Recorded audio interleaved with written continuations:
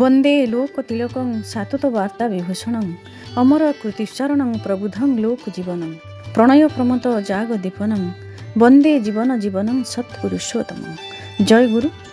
प्रथमे आपण मानक समस्त को आमर यही अमृतवाणी चैनल को अनेक अनेक स्वागत जनाऊँ। आज आपण मानक सम्मुखरे तोली धरिछि प्रेमर ठाकुर ग्रंथरे वर्णित परम दयाल श्री श्री ठाकुरंकर एक सत्य घटना अवलंबन रे अलौकिक एक दिव्य लीला। गोटे एपरी घटना जेउठी जड़े असहाय पितार आखिर लुह, गोटे मृत्युपथरे जात्री शिशुर आर्तनाद आउ परम दयालंकर सीमाहीन करुणा। यही घटनाटी प्रेमर ठाकुर ग्रंथरु अणा जाइछि। सेही समय रे पवित्र देवघर आश्रम प्रतिदिन संध्या आसिले ही मुखरित होई उठे हरिनामर सुधाधारे। खोल करताल मृदंग आउ शत शत भक्तंकर कंठरे ध्वनित हुए हरिबोल हुलहुली जय गुरु जय गुरु। दूर दूरांतर भक्त माने छुटी आसंती थरुटी मात्र परम दयालंकर सानिध्य पाइबार आशारे। आश्रमर प्रतिटी धूलिकणारे थिला शांति, थिला भल पाइबा, थिला एक अद्भुत स्वर्गीय आनंदर अनुभव। किंतु ठीक सही समय रे ସେହି ଦେଓଘର ସହରରେ ଏକ ଛୋଟ ଘରେ ମାଡ଼ି ଆସିଥିଲା ଗଭୀର ଅନ୍ଧକାର। ଜଣେ ଭକ୍ତ ତାର ମାତ୍ର 4 ବର୍ଷର ଶିଶୁପୁତ୍ରକୁ ନେଇ ଅସହାୟ ହୋଇ ବସି ରହିଛନ୍ତି। ଶିଶୁଟି ପ୍ରବଳ ଜ୍ୱରରେ ଦିନ ପରେ ଦିନ ଯନ୍ତ୍ରଣାରେ ଛଟପଟ ହେଉଛି। ମୁହଁଟି ଶୁଖି ଯାଇଛି, ଚକ୍ଷୁ ଦୁଇଟି ଅଧା ଖୋଲା। ମଝିରେ ମଝିରେ ମାଆକୁ ଜଡ଼ାଇ ଧରି ଥରଥର ଗଳାରେ କହୁଛି, ମା ମୋତେ ଖୁବ୍ କଷ୍ଟ ହେଉଛି। ଏଇ କେଇପଦ ଶବ୍ଦ ଗୋଟିଏ ମାର ଛାତିକୁ ବାରମ୍ବାର ବିଦୀର୍ଣ୍ଣ କରୁଥିଲା। ଅନ୍ୟ ଦିଗରେ ଶିଶୁଟିର ବାବା ଦିନ ପରେ ଦିନ ଜଣେ ଡାକ୍ତରଙ୍କ ପାଖରୁ ଅନ୍ୟ ଜଣେ ଡାକ୍ତରଙ୍କ ପାଖକୁ, ଜଣେ କବିରାଜଙ୍କ ପାଖରୁ ଅନ୍ୟ ଜଣେ କବିରାଜଙ୍କ ପାଖକୁ ଦୌଡ଼ି ଦୌଡ଼ି ଥକି ପଡ଼ିଲେଣି। ଘରେ ଯାହା କିଛି ଟଙ୍କା ପଇସା ସୁନା ଥିଲା ସବୁ ଶେଷ।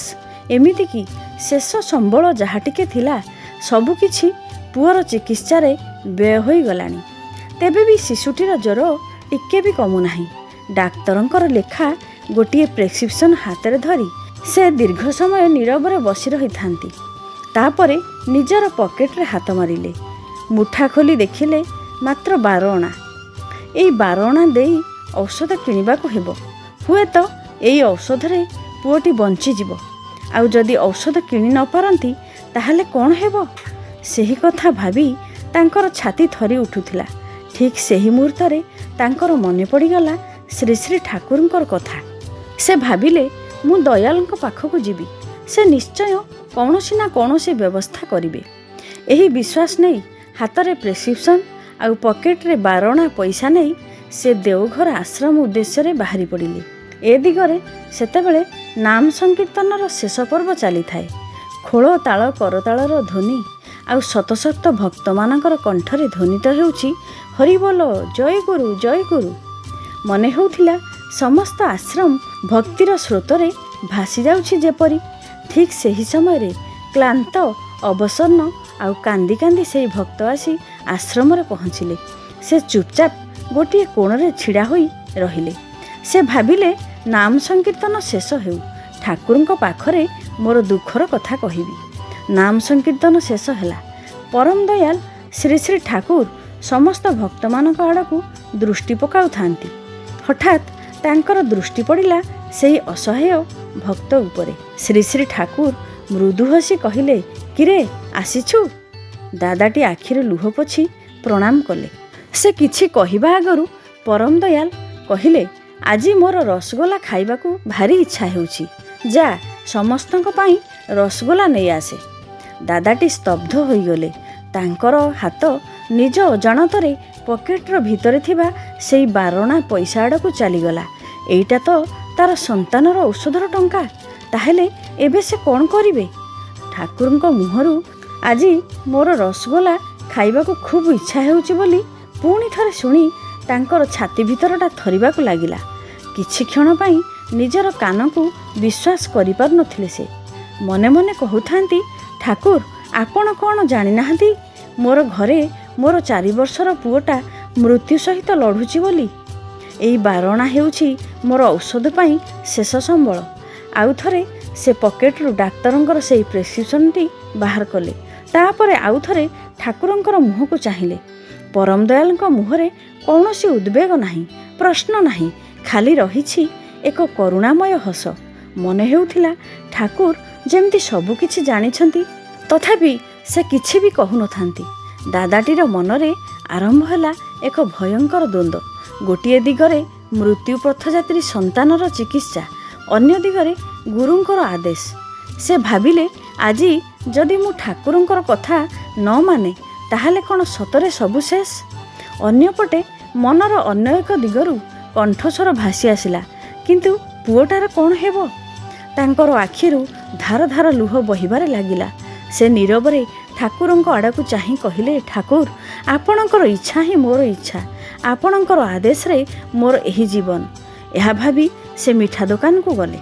କିଛି କ୍ଷଣ ପରେ ଗୋଟେ ପ୍ୟାକେଟରେ ରସଗୋଲା କିଛି ଆଣି ସେ ଫେରି ଆସିଲେ। ପରମ ଦୟାଲ ମୃଦୁ ହସି କହିଲେ, ଆସିଲୁ?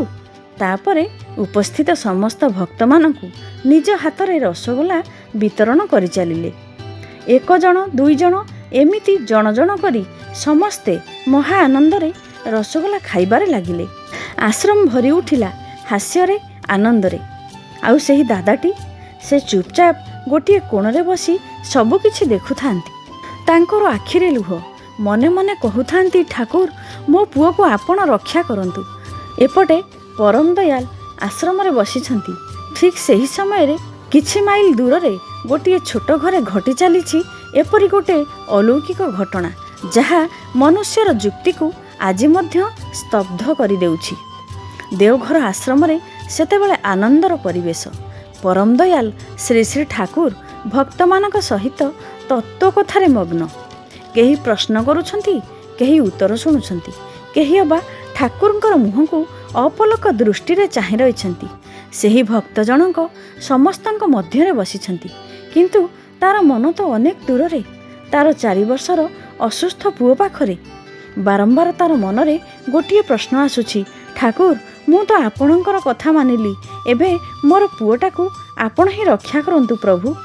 ଠିକ୍ ସେହି ଗୋଟିଏ ସମୟରେ ଦେଓଘରଠାରୁ ଅନେକ ଦୂରରେ ତାର ସେହି ଛୋଟ ଘରେ ମୃତ୍ୟୁ ସଙ୍ଗେ ଯେପରି ଯୁଦ୍ଧ କରୁଛି 4 ବର୍ଷର ଛୋଟ ଶିଶୁଟି। ଜ୍ୱରରେ ତାର ଶରୀର ପୋଡ଼ି ଯାଉଛି। ମା ବାରମ୍ବାର କପାଳରେ ଜଳପଟି ଦେଉଛନ୍ତି, ଆଉ ଆଖିରୁ ଲୁହ ପୋଛି ଇଷ୍ଟଙ୍କର ନାମ ଜପ କରୁଛନ୍ତି। ହଠାତ୍ ଦରଜାରେ ଠକ୍ ଠକ୍ ହୋଇ କାହାର କରାଘାତ ଶୁଭିଲା। ମା ଭାବିଲେ, ଏହି ସମୟରେ କିଏ ଆସିଲେ? ପୁଅକୁ ଛାଡ଼ି ହଠାତ୍ ମା ଯାଇପାରିଲେ ନାହିଁ। ଟିକେ ଡେରି ହୋଇଗଲା। ଠିକ୍ ସେହି ସମୟରେ ଦେଖାଗଲା ଦରଜାଟି ମନକୁ ମନ ଖୋଲିଗଲା, ଆଉ ଦରଜା ଦେଇ ଘର ଭିତରେ ପ୍ରବେଶ କଲେ ପରମ ଦୟାଲ ଶ୍ରୀ ଶ୍ରୀ ଠାକୁର। ତାଙ୍କ ହାତରେ ଅଛି ଗୋଟିଏ ମାଟି ପାତ୍ର, ଆଉ ମାଟି ପାତ୍ରଟି ପୂର୍ଣ୍ଣ ହୋଇଛି ତଟକା ରସଗୋଲାରେ। ମୁହୂର୍ତ୍ତକ ମଧ୍ୟରେ ଘର ଭିତରେ ଖେଳିଗଲା ଏକ ଅପୂର୍ବ ଶାନ୍ତି ଆଉ ଦିବ୍ୟ ଉପସ୍ଥିତିର ଆବେଗ। ପରମ ଦୟାଲ ଧୀରେ ଧୀରେ ଯାଇ ଶିଶୁଟିର ଶଯ୍ୟା ନିକଟରେ ବସିଲେ। ସ୍ନେହ ଭରେ ହାତରେ ଗୋଟିଏ ରସଗୋଲା ନେଇ ଶିଶୁଟିର ପାଟିରେ ଦେଇ କହିଲେ, ଖା ବାବା, ତୁ ଭଲ ହୋଇଯିବୁ। ଆଉ ଗୋଟିଏ ଏପରି 5-6ଟି ରସଗୋଲା ନିଜ ହାତରେ ଖୁଆଇଦେଲେ ଶିଶୁଟିକୁ। ଶିଶୁଟିର ମା ଏସବୁ ଦେଖି ଆବାକ୍, ସ୍ତବ୍ଧ ଆଉ ବିସ୍ମୟରେ ନିସ୍ତବ୍ଧ। ପରମ ଦୟାଲ ମୃଦୁ ହସି ଗୋଟିଏ ରସଗୋଲା ମାଟିର ହାତରେ ଦେଇ କହିଲେ, ତୁମେ ମଧ୍ୟ ଖାଅ। ତାପରେ ସ୍ନେହ ଭରେ ଶିଶୁଟି ଆଡ଼େ ଚାହିଁ ତାର ମୁଣ୍ଡକୁ ଆଉଁସି ଦେଲେ। ଆଉ ତାପରେ ଯେପରି ନୀରବରେ ଆସିଥିଲେ, ଠିକ୍ ସେହିପରି ଧୀରେ ଧୀରେ ନୀରବରେ ଘରୁ ବାହାରି ଚାଲିଗଲେ। ମାତ୍ର 2-3 ମିନିଟ୍ ଯାଇଛି କି ନାହିଁ, ଗୋଟିଏ ଅବିଶ୍ୱାସନୀୟ ଘଟଣା ଘଟିଲା।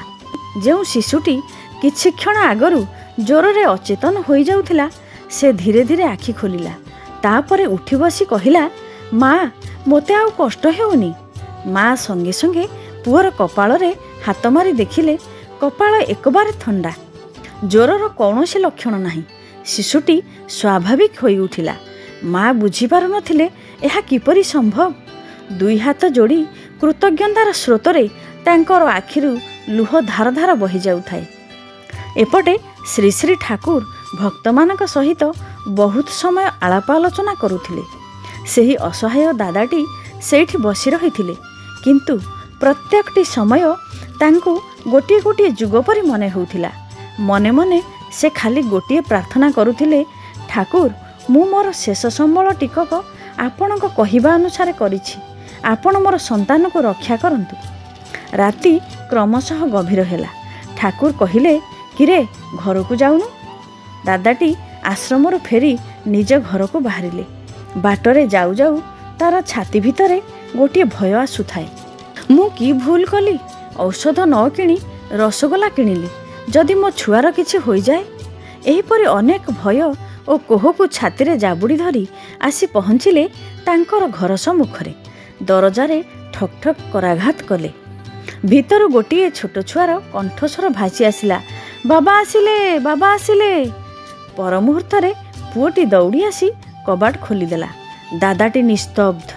ଯେଉଁ ଶିଶୁଟି ସକାଳେ ମୃତ୍ୟୁ ସହିତ ଲଢ଼ୁଥିଲା, ସେହି ଶିଶୁଟି ଆଜି ଦୌଡ଼ି ଆସି ବାବାଙ୍କର ଗଳାରେ ଓହଳି ପଡ଼ିଲା। ତାର ଶରୀରରେ ଜ୍ୱରର କୌଣସି ଚିହ୍ନ ନାହିଁ। ଆଖିରେ ପ୍ରାଣର ଉଚ୍ଛ୍ୱାସ, ମୁହଁରେ ମିଠା ହସ। ଏପରି ଅବସ୍ଥାରେ ପୁଅକୁ ଦେଖି ଆଉ କୋହ ସମ୍ବରଣ କରିପାରିଲେ ନାହିଁ।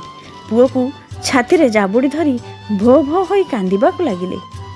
ସେତିକିବେଳେ ତାଙ୍କର ସ୍ତ୍ରୀ ଦୌଡ଼ି ଆସି ହସି ହସି କହିଲେ, ଶୁଣୁଛ, ତୁମେ ଯିବାର କିଛି ସମୟ ପରେ ଠାକୁର ଆସିଥିଲେ। ଲୋକଟି ଆଶ୍ଚର୍ଯ୍ୟ ହୋଇ କହିଲା, ଠାକୁର ମାନେ? ସ୍ତ୍ରୀ କହିଲେ, ହଁ ଠାକୁର ନିଜ ହାତରେ ରସଗୋଲା ଆଣି ଆସିଥିଲେ। ଆମର ପୁଅକୁ 5-6ଟା ରସଗୋଲା ଖାଇବାକୁ ଦେଲେ। ମୋତେ ମଧ୍ୟ ଦେଲେ। ଦେଖୁନ, ଏଠି ଆହୁରି ମଧ୍ୟ କେତେ ରସଗୋଲା ଅଛି। ଆଉ ରସଗୋଲା ଖାଇବା ପରେ ଆମ ପୁଅ ପୁରାପୁରି ସୁସ୍ଥ ହୋଇ ଉଠିଲା। ଦାଦାଟିର ଆଉ ବୁଝିବା କିଛି ବାକି ରହିଲା ନାହିଁ। ସେ ଥମ୍ କରି ମାଟି ଉପରେ ବସି ପଡ଼ିଲେ। ଚକ୍ଷୁରୁ କୃତଜ୍ଞତାର ଲୁହ ବହିବାକୁ ଲାଗିଲା। ଥରଥର ଗଳାରେ କହିଲେ, ନା, ଏପରି ହୋଇପାରେ ନା। ସନ୍ଧ୍ୟାବେଳଠାରୁ ତ ଠାକୁର ଆଶ୍ରମରେ ଭକ୍ତଗଣଙ୍କ ମଧ୍ୟରେ ବସି ଆଳାପ ଆଲୋଚନା କରୁଥିଲେ। ସେ ସେଠାରେ ଥିଲେ, ପୁଣି ଏଠାକୁ ଆସିଲେ। ପର ମୁହୂର୍ତ୍ତରେ ତାଙ୍କର ହୃଦୟ ଉତ୍ତର ଦେଇଦେଲା। ଦୁଇ ହାତ ଯୋଡ଼ି ଅଶ୍ରୁସିକ୍ତ ନୟନରେ ଆକାଶ ଆଡ଼କୁ ଚାହିଁ ରହିଲେ। ହେ ପରମ ଦୟାଲ, ଆପଣ ମୋର ବିଶ୍ୱାସର ପରୀକ୍ଷା ନେଉଥିଲେ। ମୋର ସନ୍ତାନର ଯେ ଔଷଧର ପ୍ରୟୋଜନ, ଏକଥା ଆପଣଙ୍କୁ ଅଜଣା ନଥିଲା। ଆପଣ ରସଗୋଲା ଚାହିଁ ମୋର ସନ୍ତାନର ପ୍ରାଣ ଫେରାଇ ଦେଲେ। ଆପଣ ଆମର ପରମ ପିତା, ଆମର ଭଗବାନ। ମୋର ଇଷ୍ଟପ୍ରାଣ ଭାଇ ଓ ମା ମାନେ, ଆଜିର ଆଲୋଚନାଟି କେବଳ ଗୋଟିଏ ଗଳ୍ପ ନୁହେଁ, ଗୋଟିଏ ବିସ୍ମୟକର ଘଟଣା ନୁହେଁ। ଏହା ହେଉଛି ଗୋଟିଏ ଭକ୍ତର ଅଟଳ ବିଶ୍ୱାସର ଇତିହାସ। ଯେତେବେଳେ ମଣିଷର ସବୁ ରାସ୍ତା ବନ୍ଦ ହୋଇଯାଏ, ହାତର ଶେଷ ସମ୍ବଳ ଟିକକ ଶେଷ ହୋଇଯାଏ, ଠିକ୍ ସେତିକିବେଳେ ଯଦି କେହି ନିଜକୁ ସମ୍ପୂର୍ଣ୍ଣ ଭାବେ ଇଷ୍ଟଙ୍କ ପାଖରେ ସମର୍ପଣ କରିଦେଇପାରେ, ତେବେ ଇଷ୍ଟ ତାର ପଥରେ ନିଶ୍ଚୟ କୃପା ବର୍ଷଣ କରନ୍ତି। ସେଦିନ ଜଣେ ଅସହାୟ ପିତା ନିଜ ସନ୍ତାନର ଔଷଧର ଟଙ୍କାଟିକୁ ଗୁରୁଙ୍କ ହାତରେ ନିସଙ୍କୋଚରେ ସମର୍ପଣ କରିଦେଇଥିଲେ। ଅନ୍ୟ ଲୋକମାନେ ଅନେକ କଥା କହିପାରନ୍ତି, ମାତ୍ର ଗୋଟିଏ ଭକ୍ତର ଦୃଷ୍ଟିରେ ଏଇଟା ଥିଲା ପରମ ବିଶ୍ୱାସ, ଆତ୍ମସମର୍ପଣ। ଆଉ ତାର ସେହି ଆତ୍ମସମର୍ପଣର ଉତ୍ତର ଦେଇଥିଲେ ପରମ ଦୟାଲ ନିଜେ। ସେ କେବଳ ଗୋଟିଏ ଶିଶୁର ଜ୍ୱର ଉପଶମ କଲେନି, ସେ ଜଣେ ଭକ୍ତର ବିଶ୍ୱାସକୁ ଅମର କରିଦେଇଥିଲେ। ସେଥିପାଇଁ ଶ୍ରୀ ଶ୍ରୀ ଠାକୁର ବାରମ୍ବାର ଶିଖାଇଛନ୍ତି, ଇଷ୍ଟଙ୍କୁ ଶୁଧୁ ଟେକନା, ଇଷ୍ଟଙ୍କୁ ନେଇ ଚଳ। ଇଷ୍ଟଙ୍କୁ ଶୁଧୁ ବିଶ୍ୱାସ କର ନା, ଇଷ୍ଟଙ୍କ ଉପରେ ନିର୍ଭର କର।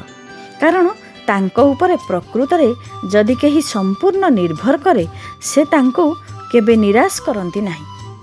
ଆଜିର ଆଲୋଚନାଟିକୁ ଏଇଠି ରଖୁଛି। ଶେଷରେ ସମସ୍ତଙ୍କର ପଞ୍ଚ ମହାବିଧ ଜୀବନର ମଙ୍ଗଳ କାମନା କରି ରହୁଛି। ଜୟ ଗୁରୁ।